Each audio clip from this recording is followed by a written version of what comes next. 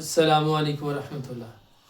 اللہم صلی علی محمد النبی الامی وعلی آلہ وسلم تسلیما۔ ڈیئر اسٹوڈنٹس، امید ہے آپ سب خیریت سے ہوں گے۔ کامیابیوں کی پرواز کو یقینی بناتے ہوئے میں ہوں آج آپ کے ساتھ صرافی شہباز۔ تو بیٹا جی اللہ کے فضل سے ایک نئی ویڈیو لے کر آیا۔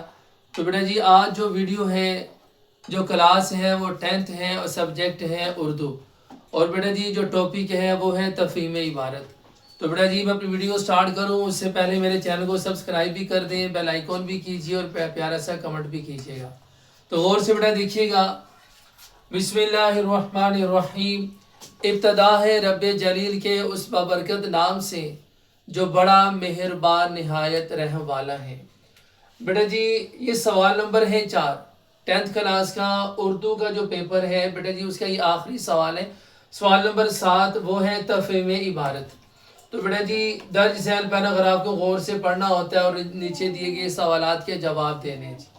یہ بیٹا جی پیراگراف ہے، اس کے شروع سے یہ پیراگراف لکھ دیا گیا آپ کے سامنے، یہ پیراگراف ہے، اور بیٹا جی یہ ان سوالوں کے یہ سارے سوالات ہیں جو اس پیراگراف کے لاسٹ میں دیے ہوتے ہیں۔ لیکن بیٹا جی بورڈ پیٹرن کے مطابق جو آپ نے لکھنا ہے وہ طریقہ آپ کے سامنے ہے، غور سے دیکھیے گا۔ بیٹا جی ہم نے لکھنا ہے آنسر شیٹ پہ سوال نمبر 7 اور اس کی ہم نے ہیڈنگ دینی ہے تفہیم عبارت، تفہیم عبارت کے جوابات، تفہیم عبارت کے جوابات۔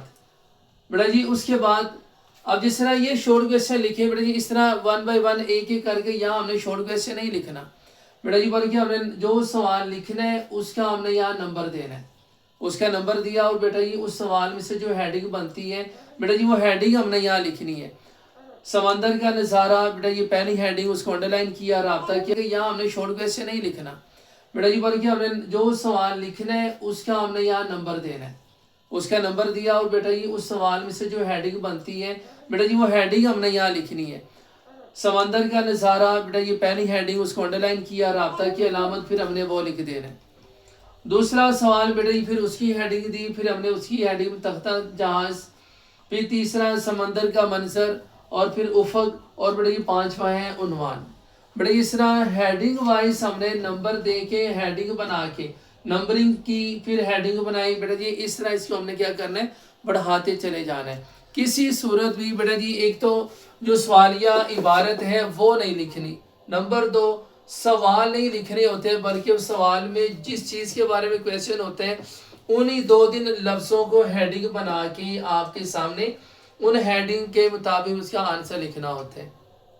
تو بیٹا جی یہ تھی میری آج کی ویڈیو تفہیم عبارت سے متعلقہ، اور بیٹا جی یہ 10 نمبر پر مشتمل سوال ہوتے ہیں، ہر سوال کے 2 نمبر ہوتے ہیں۔ تو بیٹا جی امید ہے کہ آج کی یہ ویڈیو اچھے سے سمجھ آ گئی ہوگی، اور اگلے لیکچر تک کے لیے انتظار کیجیے اور اپنا بہت سارا خیال رکھیے گا۔ اللہ حافظ، السلام علیکم ورحمۃ اللہ۔